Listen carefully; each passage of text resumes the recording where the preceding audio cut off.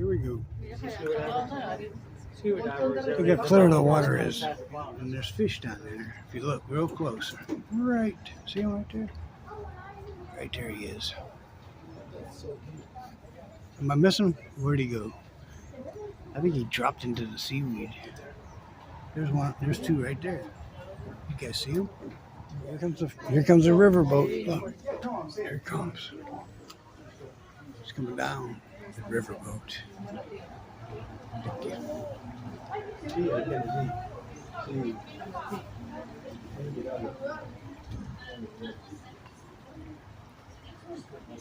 She's sporting the American flag. She is. She's got life vest, life ring, I should say. Uh-oh, am I doxing him because I got his boat license number? Oh, they're clapping. They must have had a good tour they did. Look at that. Beautiful. What a parking. Bringing it in. They're going to sling the ropes. Tire off full and a half they are.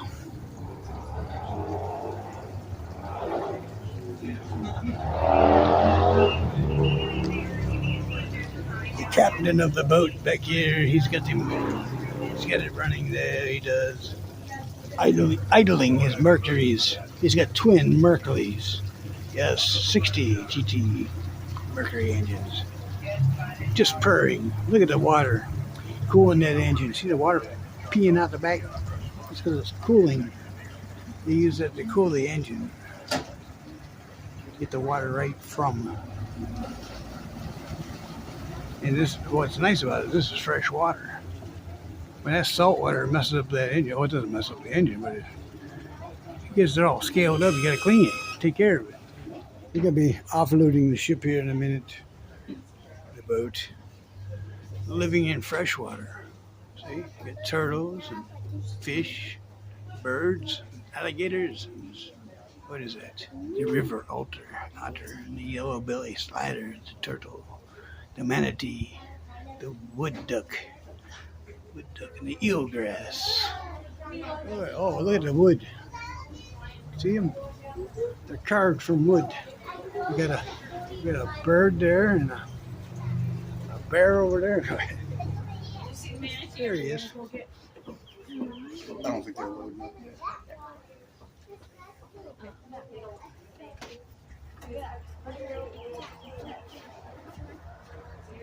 That's a manatee way over there. Let's see if I can get you in the finger. They're right there. See that manatee? Oh, damn, we'll go like that. Right there's the manatee. Yeah, this is the vessel we'll be taking. It carries 14 adults and 15. Those are where the personal flotation devices are, FDS. You know, they want you to remain seated during the boat ride, and the captain controls everything from back here. I seen he had two linemen, and he's sporting the American. So, hey, there you guys are. We're missing a couple. Oh, he's starting the boat now. 10 are missing. Well, they haven't game here. They already signed up to go on the boat. I think we're going to go ahead and push off anyway. So, enjoy the boat ride. Hey, we saw a manatee. It was really small, but underneath. Yeah, there was a big old manatee in the water. In this clear water, you can see it. Yeah. Big old manatee. Smile. Get him. Oh, the boat's rocking. Don't come on knocking. Good afternoon, folks. How we all doing today? We're doing great. Good. Happy to hear it. I'm First Mate Emily. At the helm, we have the amazing Captain Lauren. If you'll turn around, give her a smile and a wave, you might get a free, safe ride back to the dock. Here aboard the Aquabelle, we are a Coast Guard regulated vessel, so I do just have a quick couple of safety items to go over before we get headed on downriver. First, if you will all please remain seated throughout the remainder of the ride. This will keep us all safe and give our captain a clear view of the river. If you do have kids with you by the railing, can be a great spot for them to sit so that they can see through and into the water, as long as they do all remain fully seated and not kneeling or standing on the benches or in a lap.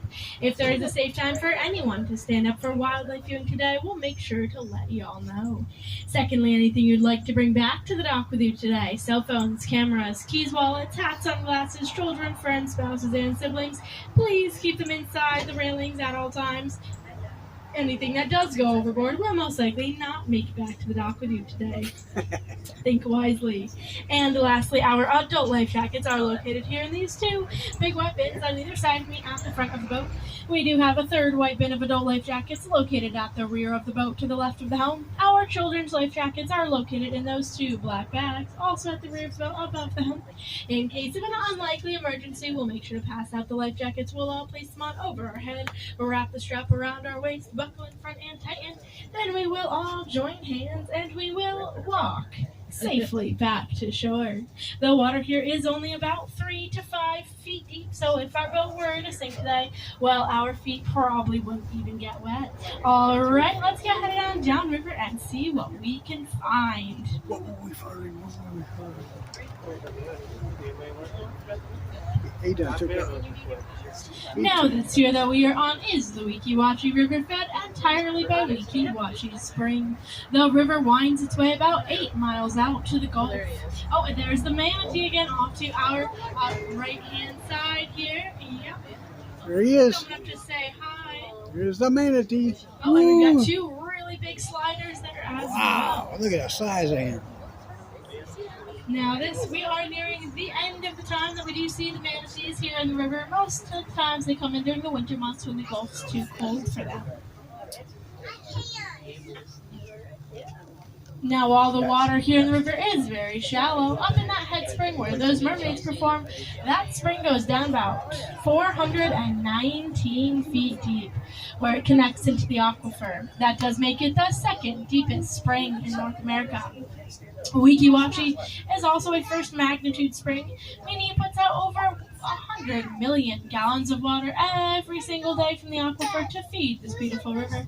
Now, to put that number into perspective, that would give every Florida resident about 84 glasses of water to drink each day.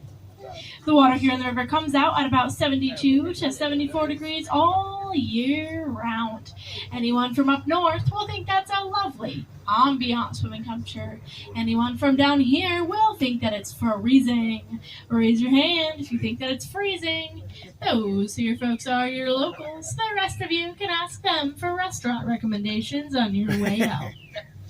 Now, they do also water quality test the river here on a regular basis. It comes out of the head spring at 99.8% fresh, pure water, with that 0.2 being trace minerals. So you could drink it if you wanted to, but after a busy day, you're in Buccaneer Bay, we wouldn't recommend that.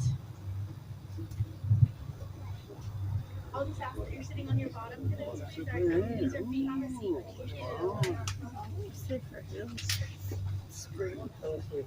They do also test the visibility of the water here underneath the surface. You can still see 111 feet. That just goes to show how pure and clean the water here really is. It all gets that pure and clean because, again, it comes out of the aquifer. That is the underground reservoir of water. Water in the aquifer itself originates as rainwater falling from the sky, trickling down through all the layers of soil, primarily the limestone, which will filter out all of its impurities. New water being added into the aquifer will create pressure to push out the old water to form this beautiful river here. The water here in the river could be anywhere from 2 days to thousands of years old, and it all comes out of a vent about the size of a front door down at the bottom of that head spring. Now, there's a couple different fish species we can look for as we head on downriver. All those gray fish you'll see here below us and probably saw back at the dock, those are mullet. Mullet are known for leaping up out of the water. They can jump up to 6 times in a row and at a distance of 10 to 12 feet. Now, there's a couple different reasons why they might be jumping. Now, some of them are just adrenaline junkies, but but more realistically, they're leaping up to escape from a predator, get more oxygen, or another reason could be, is that they are a bottom feeder. So sometimes they get things like algae stuck on their gills. Leaping up out of the water and slapping themselves back down will help to dislodge it. Kind of like the equivalent of us blowing our noses. Now we could also look for the sheepshead in the river today. The sheepshead are a black and white striped fish. Now if you were to catch one and look at it, they might smile back at you, as they have a very funky human-like set of teeth. Now a lot of people think that looks creepy. I think it looks pretty cool. Now they use those teeth to grind up crustaceans and mollusks. That's their primary food source, so they're not really a threat or a danger to us, but I still wouldn't go sticking your finger in any of their mouths. Now, coming up off here to our left-hand side, we do have a couple of bald cypress trees. The bald cypress trees are a very slow-growing species that were almost cut down to extinction in the early 1900s. They are very useful due to their rot-resistant wood. Once it was determined that they're a slow-growing species, they were put into protection and have since rebounded. The first one growing up out of the water there is about 100 years old. The second larger one up here is about 400 years old. Those structures you'll see all around the base there, those are the cypress knees. The cypress knees help to provide stability to the tree, as well as providing oxygen to the rest of the roots. We do have some cypress trees here in the park that are about 600 years old.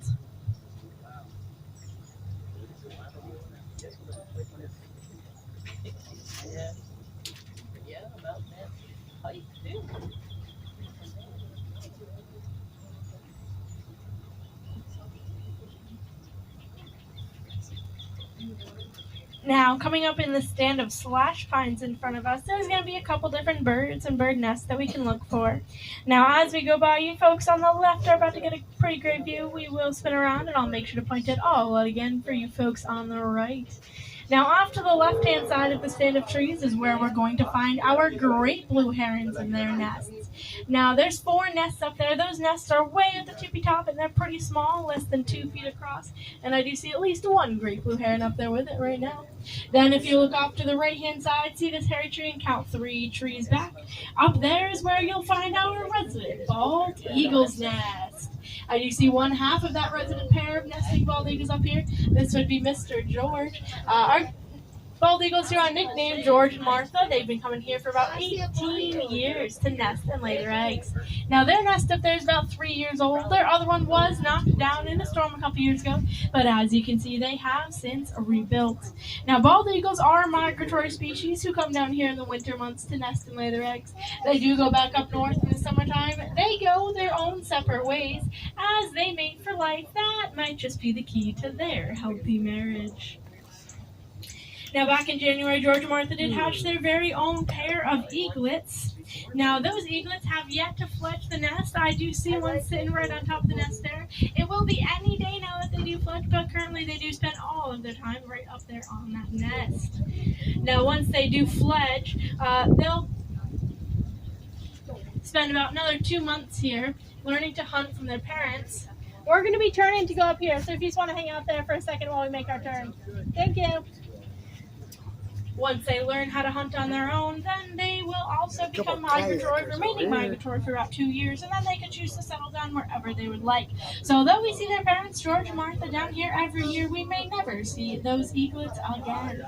So we can tell the difference between George and Martha and an eaglet because the eaglets do not yet have that bald white head. They won't get that till they're about 2 years old. But now that we spin around here, you folks on the right can get a great view. So again, great blue herons and their nest all the way off to the left, up at the tippy top. Bald eagle's nest is all the way off to the right, about 2/3 of the way up the tree, directly in the center of that furthest back tree with the eaglet on top. Mr. George is up in the front right tree on the left side of that tree, just inside of the crown up there. Now, their nest up there may look very large, and don't get me wrong, it definitely is, but it doesn't even come close to the record-holding bald eagle's nest, which was found down here a little bit south of us in St. Pete, Florida. Now, that nest weighed over 4,400 pounds, measured 9 feet across, and 20 feet deep. It was so heavy that it actually broke the tree that it was in underneath of all of that weight before those eagles were able to properly nest. Bald eagles will add a little bit to their nest every year that they return, up to 2 feet, so it'll grow over time. I can tell that that's Mr. George up there because he's about 25% smaller than Martha, so even when they're not sitting next to each other, it's still pretty easy to tell the difference. Now, on either side of us right now, we'll see lots of sawgrass. Sawgrass gets its name because it is very sharp along the edges, and it will cut you if you grab hold of it. Now, around the base, you might see some small white clusters. Those clumps are apple snail eggs. The snails will come up out of the water, lay their eggs onto the grass, then when they're ready to hatch, they'll drop right back into the water to become food for some of our native wading birds that we have around here, just like the white ibis or the limpkin. And when we see them foraging around, we like to say that they're bobbing for apple snails. Off to our right-hand side again here, we've got these big, beautiful, bald cypress trees. Now, they have... See the cypress bees? Their needles are starting to come back out right now. They do drop those needles into the water for a part of the year, hence the name bulb. Some of what we'll see hanging off of the trees right now is called Spanish moss, but it is neither Spanish nor moss. It's simply a flowering plant in the bromeliad family, which includes other plants such as the pineapples and the orchids. Spanish moss is a native species, and that's not harmful to the trees at all whatsoever. It remains on the trees all year long. It is pretty beneficial for the ecosystem overall, providing homes for insects and nesting material for birds. All of the grass you'll see here below us along the bottom of the riverbed, this is eelgrass. Eelgrass is the keystone species here in our spring ecosystem, so it's very important for a couple of different reasons.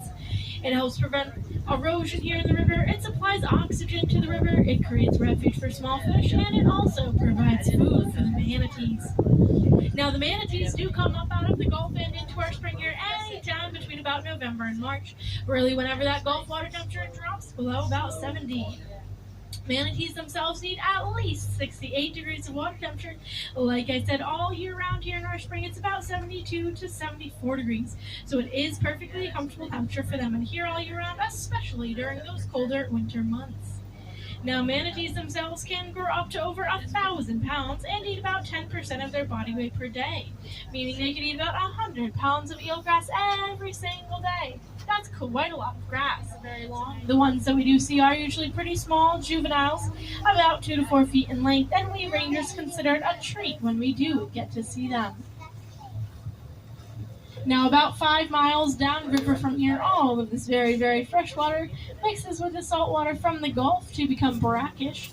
Down there, there is a tidal influence on the river. Up here, not so much. But coming up off to either side of us can be a great spot to look for those sheep's head. Again, they are the black and white striped fish, and they like to hang out all along the bottom of the riverbed here, especially in the sandy area underneath all of the sticks. Now, both the sheep's head and the mullet, those are the gray ones, they are actually a salt water fish, but they use a process called euryhaline to travel between the two water types and tolerate a wide range of salinities. Now, the lighter fish have more recently spent a lot of time here in the spring. The darker fish have more recently spent a lot of time out in the Gulf. So they're not different fish, they've just been in different places. We do get a handful of other saltwater fish up here in the freshwater spring as well. Those would include the jack crevalle, snook, and gar. Those are all fish that possess that same euryhaline ability. Now, as for freshwater fish, we mostly see largemouth bass and a variety of different sunfish. We see the bluegill, the red ear, and the red-breasted sunfish as well. Now, fishing is not allowed in the first 4 miles of the river. That is protected by the state park. Downriver, outside of that boundary, fishing is allowed, but again, the number one fish we do see here on this river are these mullet, who are vegetarians. They're not very easily caught on a rod and reel, so I don't typically recommend the river here for too much fishing anyways. Now, coming up off to our left-hand side, we're going to have a couple things going on. I do see a pied-billed grebe. That's a very small little brown bird sitting on top of the water there. Although it may look like a very small juvenile bird, they are actually a fully grown adult. Yes, that is as big as they get. Their legs are located so close to their butt, they're not very well adapted for doing anything on land. So they'll spend all of their time either on or under the water, including nesting atop the water. They have been nicknamed the Water Witch for their incredible underwater speeds. Now, also off here to our left, we've got lots of turtles here in this corner. So here on the river, we've got both red and yellow-bellied sliders, alligator and common snapping turtles, soft-shell turtles, musk turtles, and a couple of others. Now, I do see the soft-shell turtle looks like a big brown pancake sitting on top of the water back in the corner. And we've got a couple of sliders up in front of us here off to the left. Now, these turtles here are all doing what's called basking. Now, they'll do that for a couple of different reasons. Primarily, they are a cold-blooded reptile, so this river water here gets a little cold for them, so they'll come back up out of the water onto a nice dry sunny area to warm themselves back up. Now, also, their shells are made out of the same material that our hair and nails are made out of. That would be keratin. So they spend long periods of time during the day in the water. Those shells can get quite soft. Now, that leaves them susceptible to predators. So again, they'll come right back up out of the water onto a log here to dry themselves off, hardening those shells right back up, keeping themselves more protected.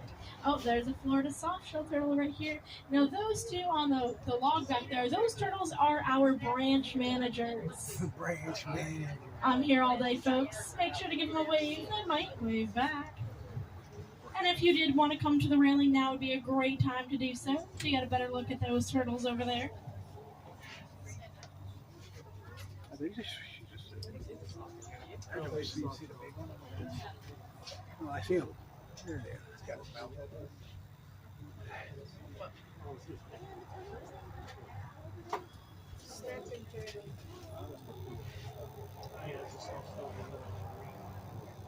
Branch manager. In the middle of the train. He said, the little island. Oh, close. In the middle. They're right there.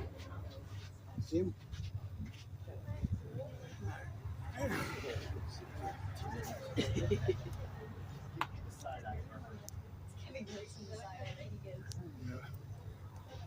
Zoomed in.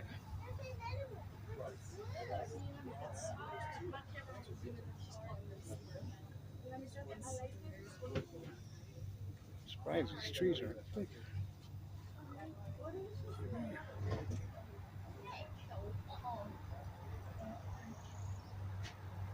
Please remain seated.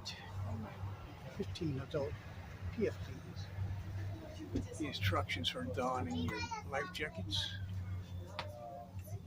Get a fire extinguisher, a life ring, and ropes. There's a light up there. Now, the park itself will remain open until 5:30 today for you to all enjoy this beautiful weather we're having here. And if you are looking for some restaurant recommendations, I do typically recommend either the Hernando Tropical Grill, the Silver Dolphin, Upper Deck, or Lazy Lizard, all of which are located off of Shoreline Boulevard. And I do have some more if you would like them. Now, as we come back to the dock here, I will just ask that you do all please remain fully seated, kiddos safely on their bottom, all the way on their bottoms until we are safely tied up and I open up that gate. If you are on the right side of the boat, just please make sure to keep your hands, arms, and elbows fully inside and off of that railing. Sometimes we do brush up against the wooden dock up here, and I don't want you to take home a souvenir Weeki Wachee splinter today.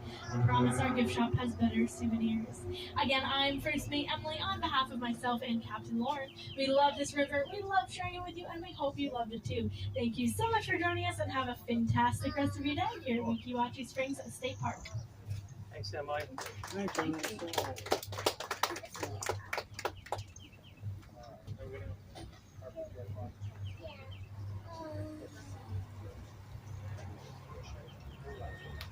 Land ho, mayday, land ho.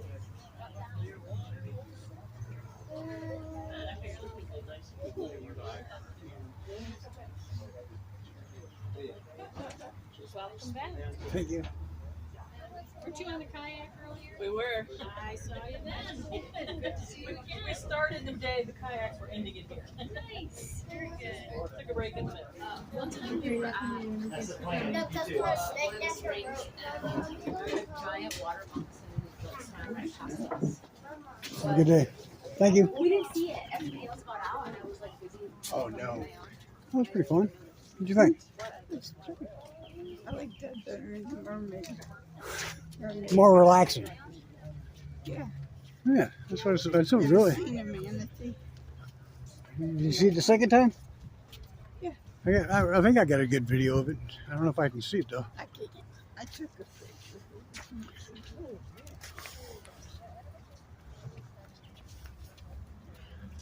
Well, we got ice cold waters and sodas in the car. We done, or you want to keep walking around? No, I'm done. You're done. I did purchase. You did do good. Oh, Can I read it? Just kind of zoom in on it. I don't know. I can't see. Oh, careful. There's 19. And we're on our way out. We had a great day here at Weeki, Wachee. We got to see the mermaids. We met the two here. They did I took pictures of them, and she was wearing a mermaid. And these are the women that are kind of risque, very risky woman right there. And another one. You guys have a great day. Bye bye. Dinger for you.